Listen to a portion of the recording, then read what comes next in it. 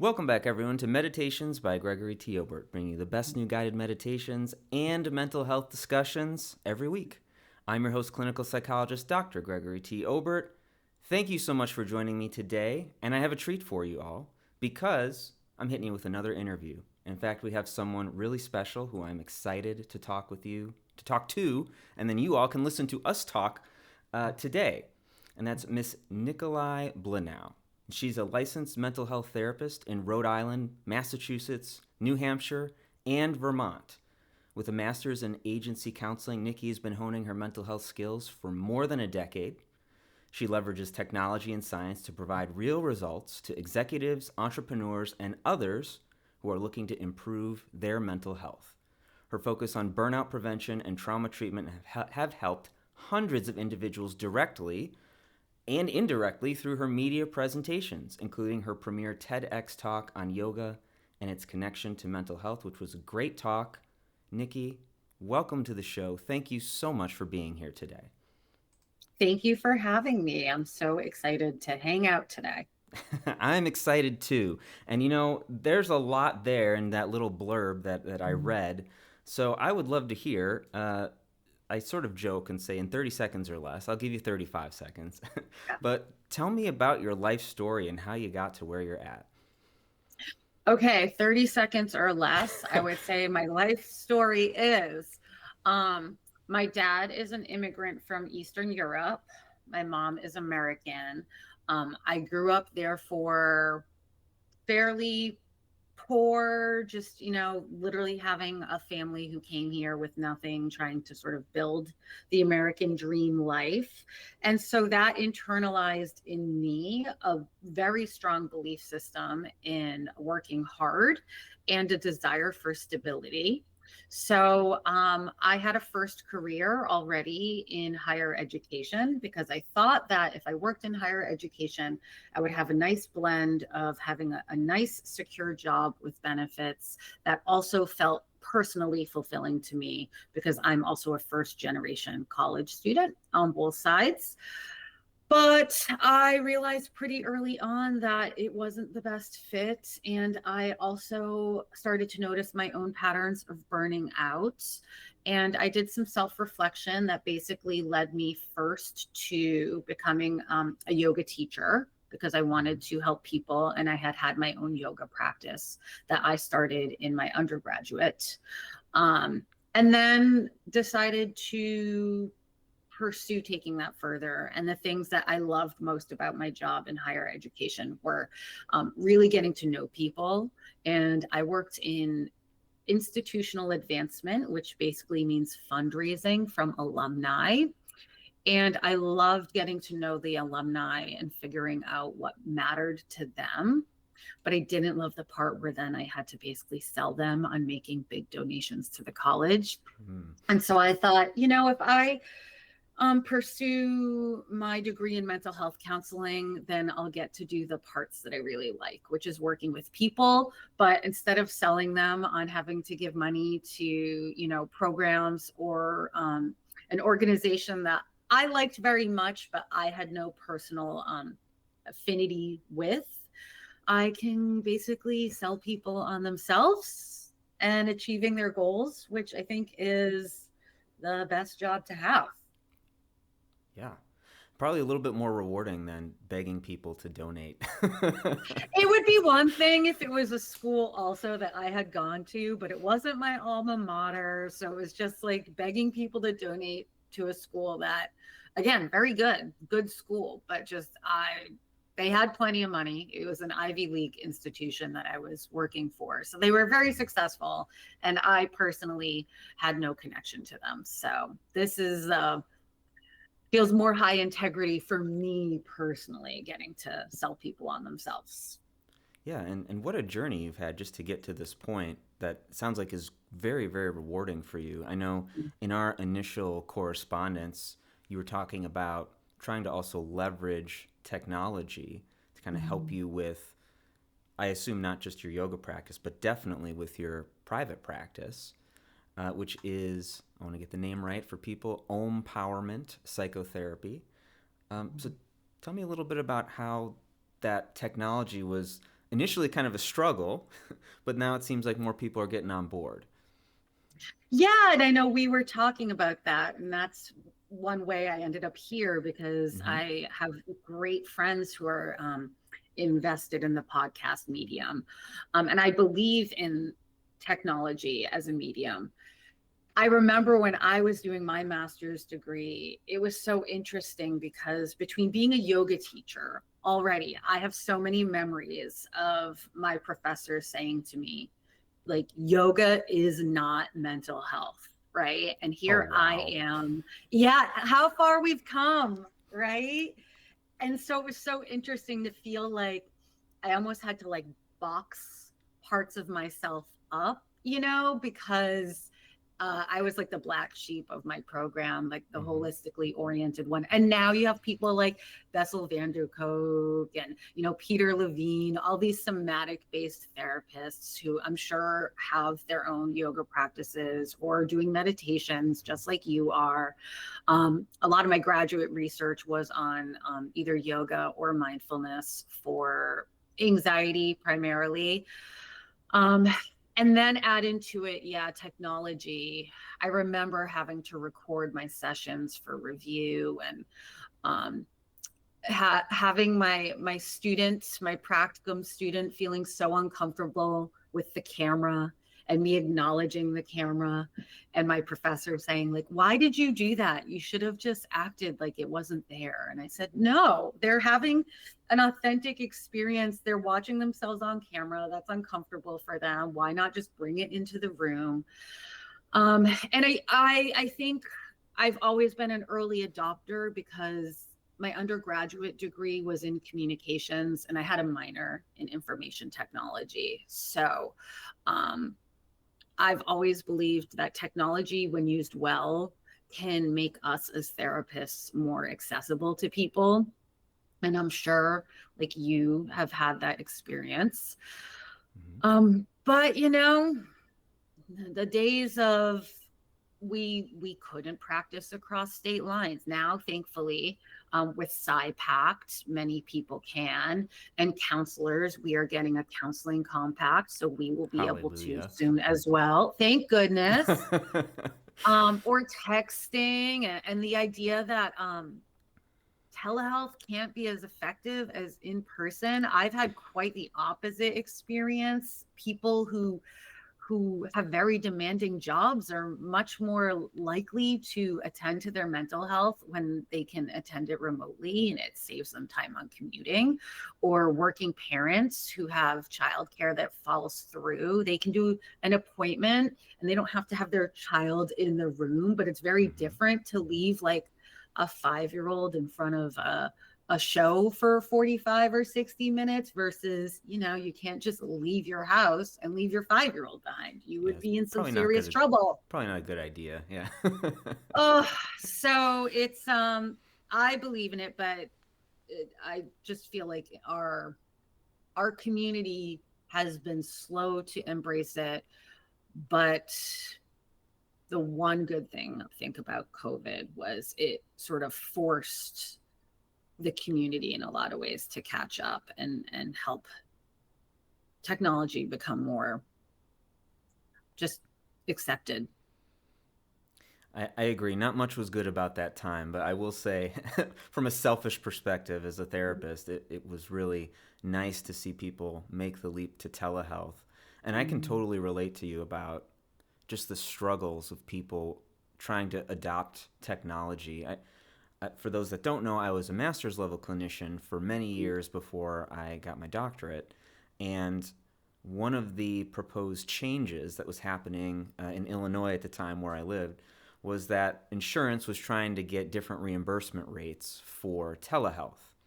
And one of the state reps, who I presume was, getting quite quite a lot of money from the insurance companies, compared telehealth to baseball. So face to face is like actually going to the baseball game and enjoying it, but telehealth is just watching it on TV, and you clearly don't get the same Mhm. impact or the same effect.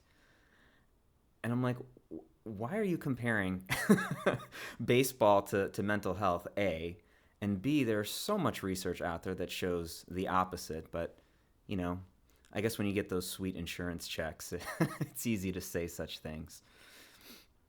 Yeah, and I think too, I get to see parts of my clients' lives sometimes that I would never get to see. And I still am in person just a couple days a week. I'm Mm-hmm. probably 80 to 90% telehealth at this point. But I still do a little in person because I have a dog that comes to work with me, and some of my clients are very, Amazing. very attached to her. So until she's retired, I will still have a couple in person sessions. But still having that correlation that I can really see, or the contrast, really. I'm doing both. So I can attest to the fact that there are times where on my telehealth clients, I get to see into their home, which is valuable treatment information, I think, to see like how are people really living their lives. I get to bear witness to unplanned interruptions from maybe spouses or children. And all of those little bits of information, I think, only help me understand my clients and their experience more. And I would not get that if they were just coming in. It's more of a container that's created by the office space, which can, for some people, be a nice way to sort of detach. But the only information then they come in with is how are they presenting today? Yeah. Maybe what clothes are they wearing? So I think, it helps us be potentially even better treatment providers because we get to see these things that we might not normally be able to see. Absolutely. I mean, I agree with everything that you said. And I would Mhm. also throw out there, especially for people that just maybe are a little bit more remote. You Mhm. talked about the commute as well, work Mhm. schedules. It makes a lot more sense for some people, and certainly some people want the in person. I get that a lot with the veterans I work with, but there are quite a few that will do the virtual as well. So I wanted to kind of go back to something that you mentioned though when you were doing your yoga practice, and I think you said it Mhm. was your instructor that Mhm. said yoga is not mental health care. Mm. And wow, you said that to me, and I'm still trying to wrap my mind around what a limiting worldview that is. And Mm. I'm kind of curious how you reacted to that, and kind of how you are maybe even challenging that notion for people that might still hold it today. Yeah, I mean, at the time, that was while I was in my graduate program, and it was one of my graduate program instructors who had said that to me. Um, I think my gut response internally is, well, yeah, it is, right? And if you think about a person doing a yoga practice, and I think we now see this being reflected in trauma work. It's like, are we not sort of creating all of these little micro changes constantly within our nervous system and in our responses to the world when we do a practice like that? Is not, when we're sitting on a yoga mat, for example, and we're taking um, an asana pose, right? Are we not um, changing the way our body responds to things? Being mindful of just the internal self talk that's going on when we take a pose, whether it's one that we feel really good in or one that's really challenging. Is that not cognitive? Like, are we not observing our cognitions in that moment? And when the yoga teacher is telling us to breathe into it and relax and maybe apply some of the yoga principles, like maybe like nonviolence in your own words towards yourself or towards your body, is that not also maybe like cognitively restructuring the self-talk that's going on in our head? um You're making too much so sense. You need to stop. right, and I think at the time this is how I felt and how I still feel. But if I'm being honest, back then when I was a baby therapist in training, I think I just said, like, okay, okay, respectfully agree to disagree. And I was there to get my degree so that I could do the work that I needed to do. Um, and I don't think I necessarily gave a lot of pushback other than, like I shared with you, all of my personal graduate research was on what I could find at that time Mm-hmm. on people who are studying yoga for things like anxiety or stress management. Mindfulness based stress reduction has been around for a while now. So there's a bunch out there about mindfulness and its effect on the mind and body. And I think maybe just doing the work, doing the work, and just letting the work speak for itself. And if people want to ask me questions like this, like I'll have the conversations. But I'm also by clinical training, I'm a primary orientation of DBT, which is Mm-hmm. dialectical behavioral therapy. And so um, the whole nature of DBT is we're dialectical, we're big, like there's always probably 500 different ways to see a situation. And there's always advantages and disadvantages to everything. And basically, life is a lot of gray areas. So if people don't agree with my perspective, then fine. Maybe those people just don't want to work with me as clients or alongside me as peers. And that's fine. Yeah. DBT is such a fascinating orientation to me, and I've mentioned it before on the show in previous episodes. If you haven't listened to my Therapy 101 series, listeners out there, go do that. I talk a little bit more about it, but it really does do a nice job of trying to get people to not think so much in black and white and to live in that gray area, or the wise mind, as Dr. Linehan would call it. You were also talking about behaviors impacting how we think and how we feel. Once again, listeners, I'm going to save you thousands of dollars on graduate school psychology courses. You're going to learn the foundation of CBT right now. Just go Google the cognitive triangle. That's all you got to do. And Mhm. as you can see from that triangle, if you impact somebody's behaviors, you're going to affect their emotions and their cognitions. Mhm. So naturally, it seems to me that if you are doing yoga or any other body-based type uh, exercise, treatment, whatever you'd call it, Mhm. that you're going to start to feel a little bit better. We already know this with Mhm. just working out. So fascinating that that person had such a limiting belief around behavioral changes actually being mental health care in some Mhm. ways. Mhm.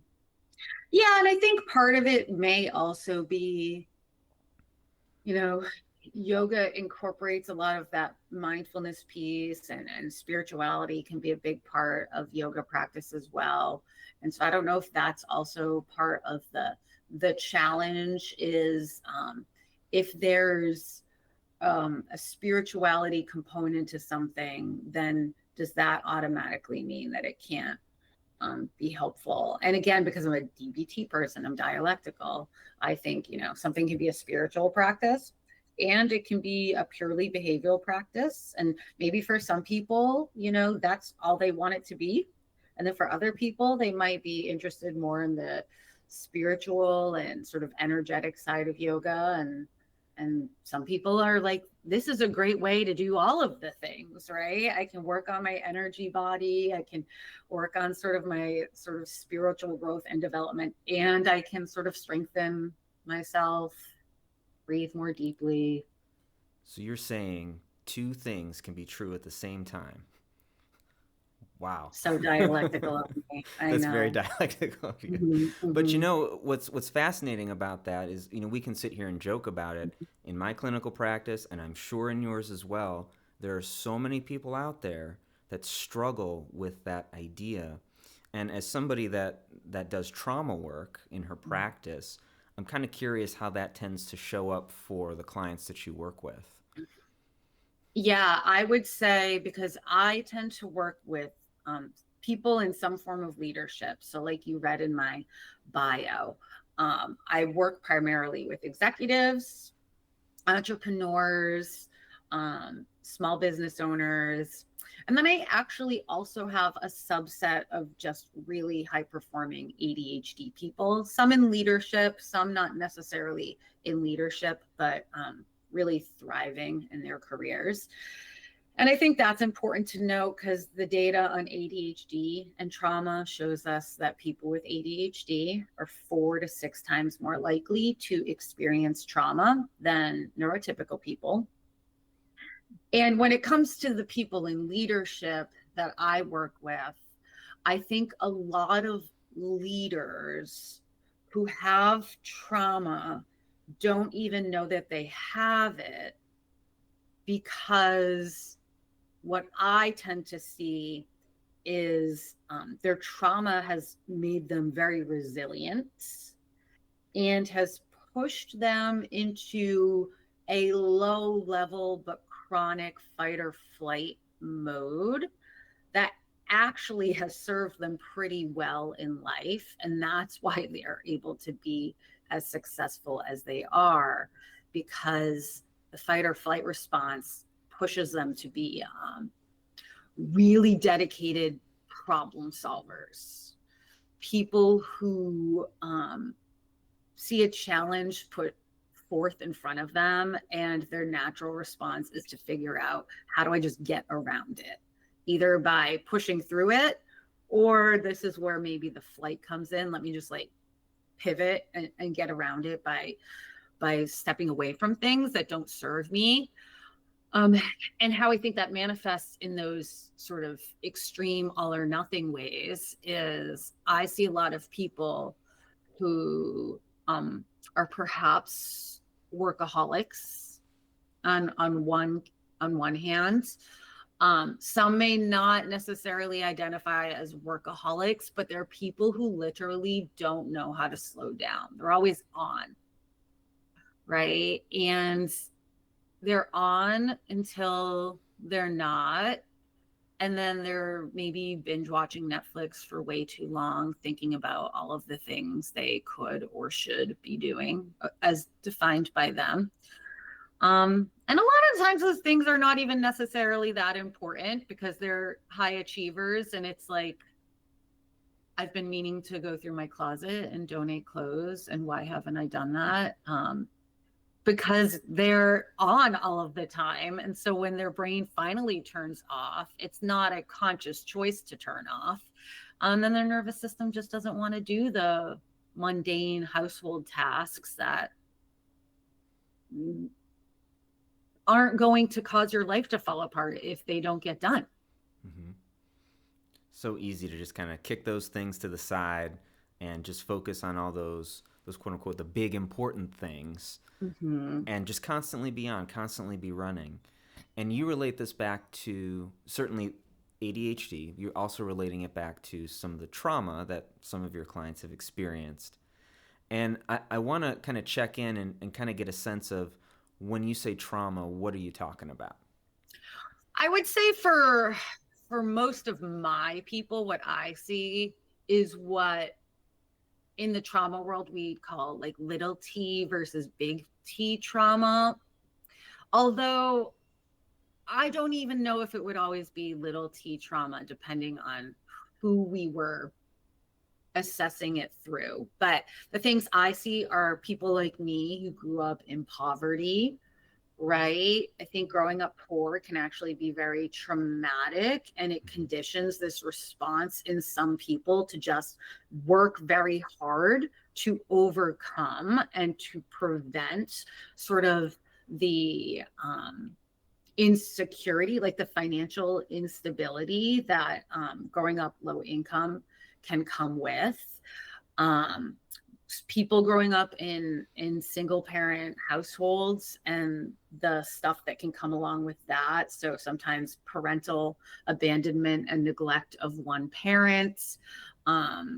People who have parents who have substance use histories, but initially when they talk about those histories, they won't, their rational mind has made such sense of it already that it doesn't feel traumatic, right? They don't even realize emotionally that it has left an imprint on them, because they're like, I've well, I've done the work. I know, maybe my dad was who he was and it had nothing to do with me. And I either repaired my relationship with him or I didn't, or he's passed or something like that. Um, and so, it leaves traces on people, but they don't always recognize it because they'll say, like, well, I was never beaten, I was never sexually assaulted. I was never the victim of like a natural disaster or had like a house that burnt down. So I think that's why sometimes these people don't even realize that trauma can take many forms and it's not always those big things. And as you and I know, sometimes it's the cumulative effect of growing up in chronic stress where there's a lot of, again, what we might call little t or smaller traumas that really create that conditioning in our nervous system that program us for this all or nothing sort of way of being that prevents us from being able to slow down. Yeah. And so much insight in what you just said. And you you did the thing that I love to hear from people, which is awesome. Because in my trauma episode, I think I mentioned this, I certainly have before, I cannot stand the phrase trauma informed care. And the reason I can't stand that phrase is Mm-hmm. because every clinician, when they go to school, gets some sort of education on what trauma is. So all care is supposed to be Mm-hmm. trauma informed. It's just kind of a meaningless term for me, at Mm-hmm. least. And Mm-hmm. as you were talking, you were very insightful around being able to define, what these different traumas are, capital T versus lowercase t trauma, which is great to hear. And as you mentioned, just because someone might not have one of those severe capital T traumas that would Mm-hmm. get a diagnosis of post-traumatic stress disorder, it doesn't mean that those cumulative lowercase t traumas don't result in some other sort of trauma or stressor type disorder. So it's clear to me, just based on what you said, you must do fantastic work with the clients that you work with. Thank you. Yeah. And I'll share this little anecdote from my own life.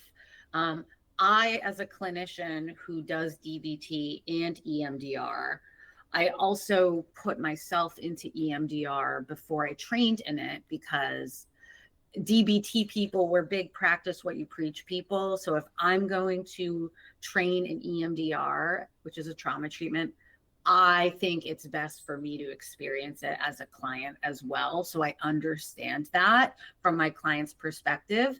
But why I share that is I literally, and I still go to EMDR, and I just did a target with my own therapist on my parents are divorced and my dad is remarried, and I've always had a very contentious relationship with my stepmother, and they got married, my parents divorced very young, so it's probably like 7, 8 Mm-hmm. maybe.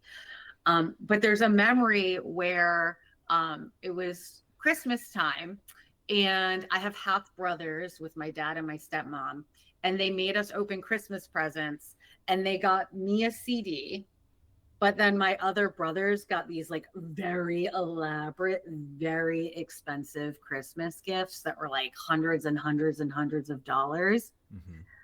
I didn't live at that household. I wasn't actually there Christmas morning. They definitely could have opened those Christmas presents before I got there and then given me, my sad little CD.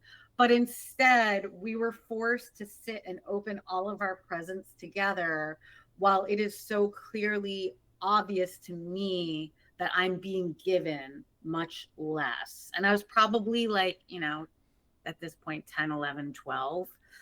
um that is the kind of memory that I think rationally we don't look at that and label it as traumatic, right? And yet for me that was a moment, one of the first moments in my life I could point to where adults were creating such a clear representation for me of like my worth and worthiness, right?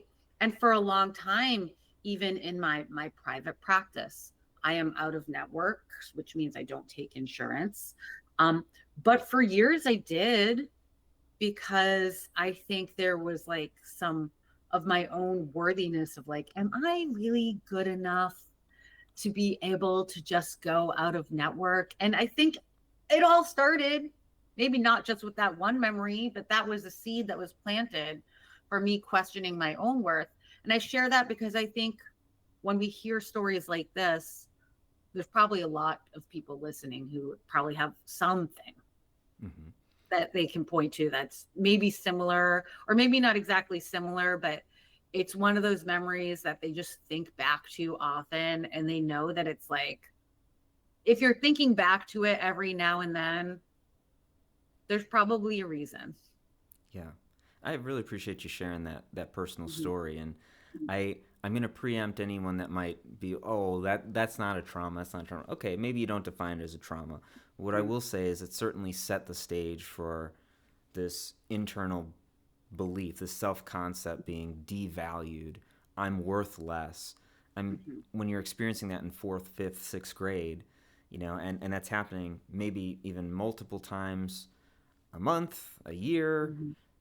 it's gonna eventually sink in. And I think exactly what you said as well with out of network billing Mhm. in particular. I hear this from a lot of therapists. I also have had to do my own work around that as well because, oh, well, are we really good enough? Do we know what we're doing? I mean, how many more degrees or certifications do we need before we start to go, oh, yeah, I guess that's I'm valuable. And I suspect Mhm. that the same is true with the high achievers that you work with. Well, Mhm. how many CEO credits do I need? How Mhm. many companies do I need to open and start before I actually view myself as valuable or worthy? Mhm. Yeah, or how much money do I need to earn? Mm-hmm. How many sort of external manifestations of my success do I need to have? Like, is it the bigger house, the better car, two houses, a boat, whatever, right? Do I need to have $1 million in the bank for retirement or 2 million? And I think it's just we can always be seeking more, right? And there are probably a lot of different reasons why as humans a human may do that. I think for people who are high achievers, if they also maybe have any of this um am I worthy stuff hiding out in their brain that comes from um trauma, then it just perpetuates that it will never be enough. It's not enough until you internally feel connected to your own worth. Mm-hmm. Because if you don't feel worthy inside, then you'll always be trying to seek worth Yeah, from the outside. it makes sense to me. And while external validation can be nice, Mhm. it's not the only validation that we need. We also need the internal. And so I am familiar with EMDR a bit. I haven't been formally trained in it. I have mentioned it on the show before, but I'd love to hear from someone that practices it how you can use EMDR to help change that internal sense of worth.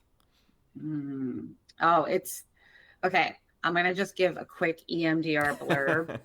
Please. Okay. I had a supervisor who was trained in EMDR at the last clinic I was with before I went into private practice full time. And same thing with DBT, actually. I am a reluctant DBT practitioner. I never thought I would be a DBT person at all. I was blessed that I fell into a job where they had a DBT group. And basically, they were like, guess what you're doing? You're co facilitating DBT group. So you will learn DBT. With EMDR, I was very resistant towards it because, which is so funny because I'm a yoga person, right? But then there was a part of me that's like, that's too woo woo. No way. Like, so EM stands for eye movement, and I was like, there is no way people can just like move their eyes back and forth and just heal their trauma. That's crazy. But then I started referring my clients out to it. And then I started seeing them come back to me and respond so much better to their DBT treatment after I referred them to some EMDR that I started to sort of buy into it more. EMDR is the philosophy basically that I like to say moments in time become like seeds that get planted in your nervous system. So if I use my example of like the Christmas present, right? We all have things in the past that when that moment in time happens, we're having an emotional response. And when we're having an emotional response, and it's a high enough emotional response, there's a lot physiologically that's going on in our bodies, which is then forming basically how the memory of that moment gets stored. And it basically gets planted into our brains as a seed, or sometimes I like to think of it as like a Google pin, if we want to use more modern references. Um, but it doesn't always get stored as like actual narrative memory, right? Sometimes what gets stored is just like the feeling that we had at that time. So if I use my Christmas story thing, I feel like I just probably felt really small and just like ashamed, like, oh, there must be something wrong with me if like this is what I get compared to what other people get. And that's sensory information at the level of our body, that's emotional information, that's cognitive information, like believing I'm not good enough. And then we go throughout our lives and we're still collecting information. And basically, what happens is here we are eventually as adults, and moments in the present basically are poking on these bruises that have been left from these moments. Um, and so we're responding in ways that are as if we're still in that old moment in time, even if we're not consciously doing that or doing it on purpose. And so with EMDR, what we do is we try and help people find where are they suffering presently, and then we try and trace back to and where did this come from, where are the foundational moments where these seeds were planted that grew into these response patterns that show up in your present life.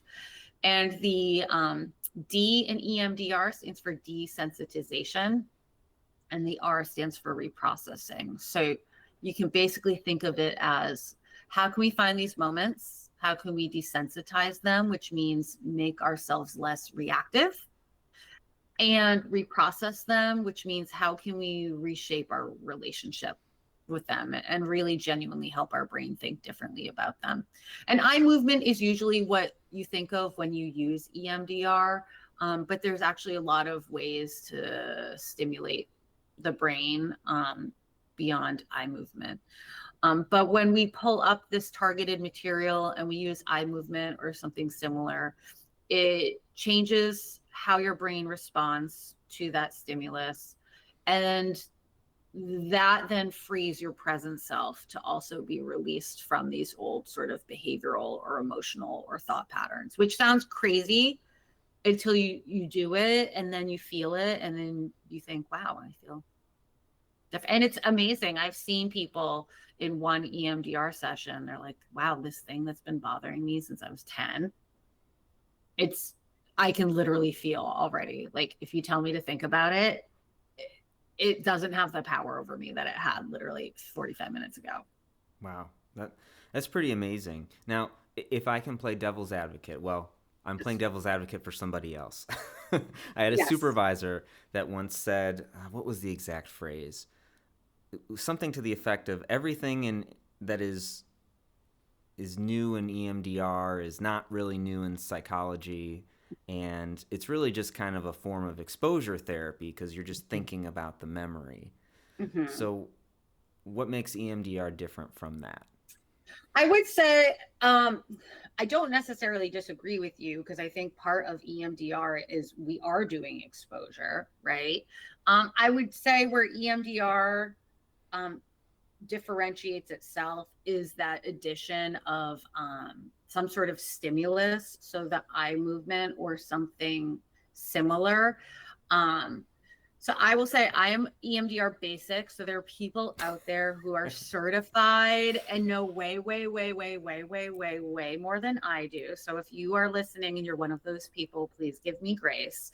But, from what my understanding is and what my research has shown is when we add in some sort of dual attention, it's not just as simple as we're exposing you to something. We're exposing you to something while we're asking your mind to also attend to something else. And so your mind is being forced to expose itself to the memory while also engaging in some other task like eye movement or similar. And in doing that, it creates shifts that you wouldn't see from pure exposure alone. Okay, fascinating. Mhm. Um, so you then take the dual process here of Mhm. thinking about the memory and then the other task. I know it's the eye movement, but there's is the tappers, or is another one that you There's can use? tapping, you can do sound, some people will even like have throw a ball back and forth with someone, so they're just doing something. Okay. And so Mhm, then after the session, mhm, this particular treatment is going to change somebody's seeds that you mentioned, mhm, and that they're not really going to have any sort of emotional reaction anymore to this memory. Now, of course, it could be more than just one session, but mhm, in the best case scenarios, it's only one. And so, how does that change the lives of the types of people that you work with, the high achievers, mhm, executives, entrepreneurs, all of them? mhm, mhm. Well, I can share. I have one client who she's insane in the best way, but um, owns her own company, grew up poor working class family, owns her own company, still keeps a full-time job because she likes the security of it, and has another part-time full-time job in sales because she's really good at it and it provides a great opportunity to earn extra income. um, the way she describes it to me is when we do EMDR, she said it literally felt like I did this boxing match in my head where I could feel my emotional part and my rational part just fighting with each other. And after EMDR, it's more actual organic wise mind, right? So instead of feeling like my emotional mind and my rational mind are fighting back and forth, I can now act from a place of true wise intention. And if we can act from a place of truly integrated emotional and rational at the same time, if we can make wise decisions more easily moving forward, then like everything potentially can be different. And for this person, pretty quickly after that session, they were saying they've been wanting to quit their full-time job for forever because they hate it. And I think it was like the next session I saw them, they said, "Hey, guess what? I put in my 2 weeks notice."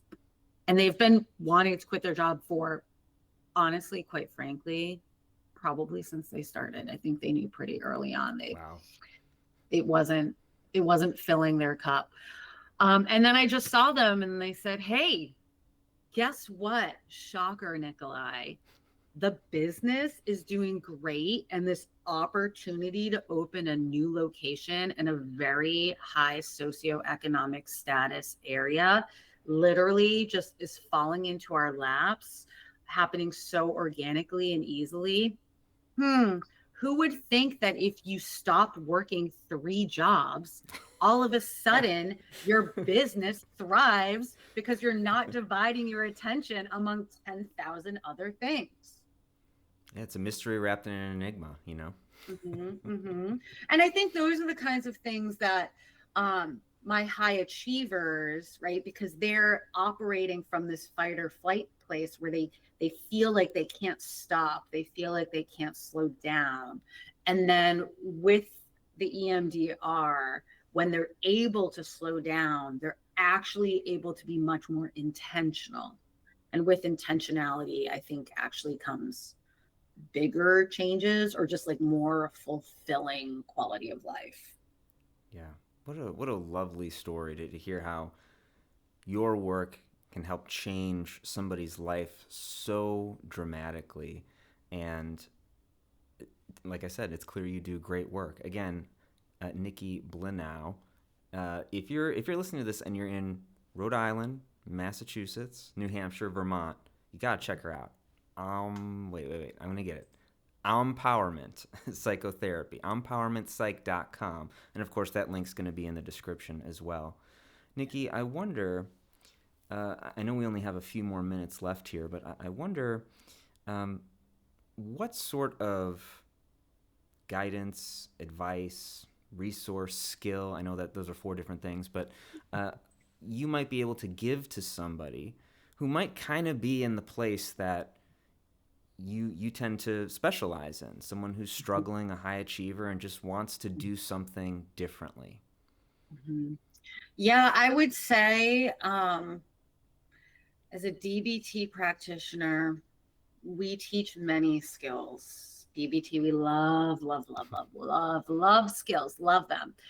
And earlier this week, I was orienting a newer person to DBT, and I said, you know, no skill's better than the other. They're all great. It's dialectical, right? So some are great for some things, but not so great for other things. There's pros and cons to each. And I said, actually, I just heard that come out of my mouth, and I'm going to be a hypocrite. I'm going to go back on that.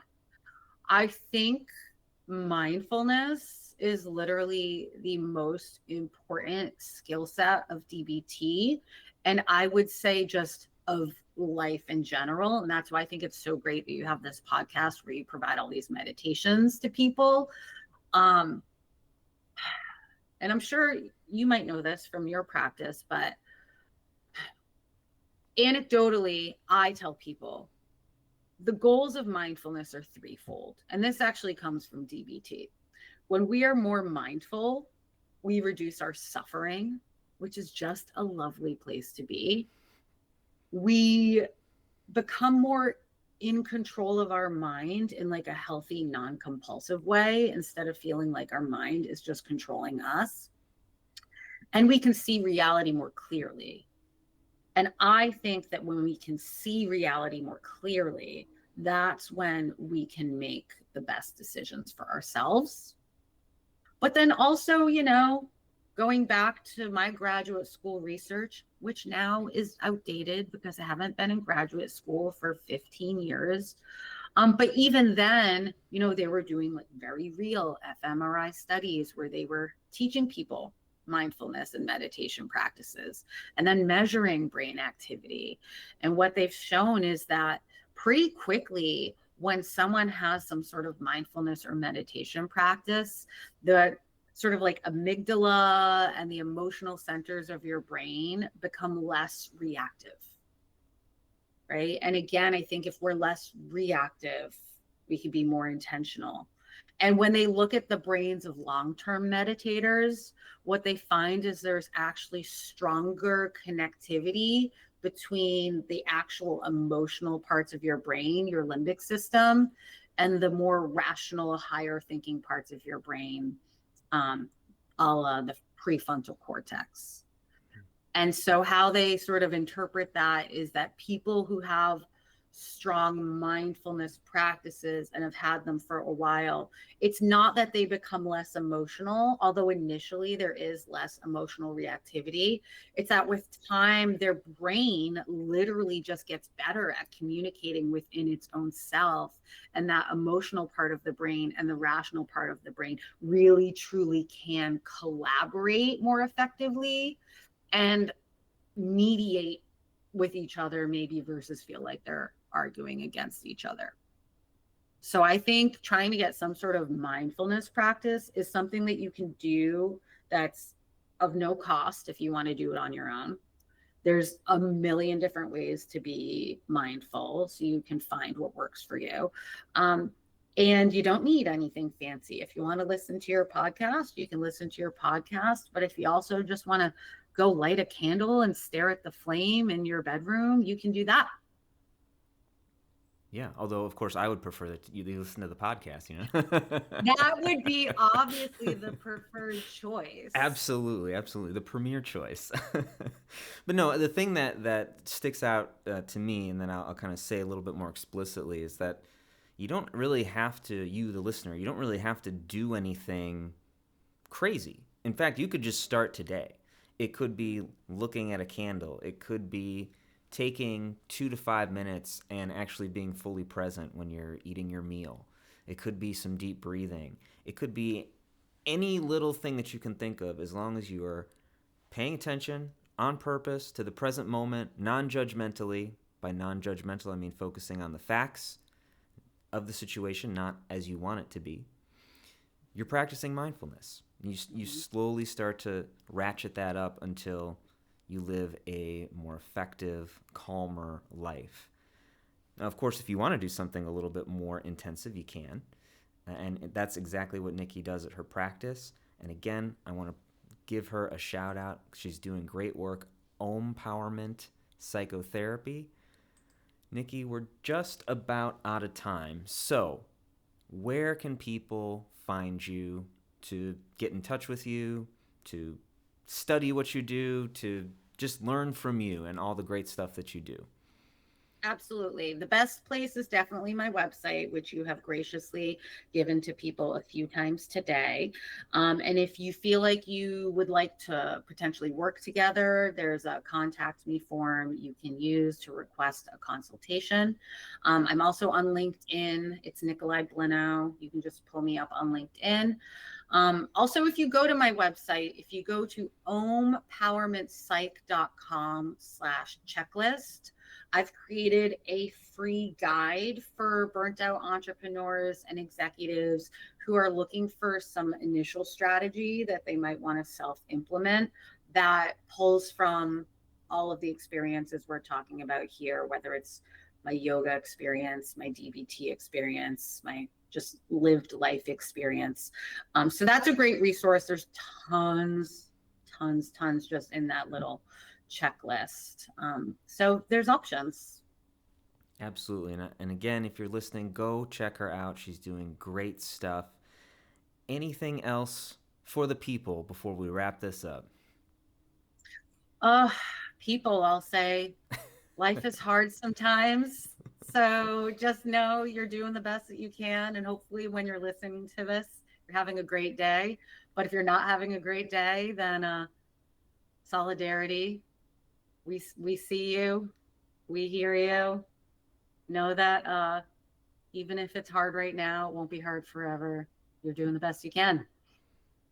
Amen to that. I couldn't say it better myself. Mhm. All right, everyone. Well, again, please go check out her links. She is doing great work.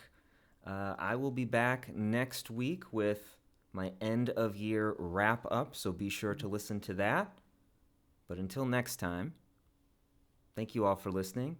Be safe, be well, be powerful.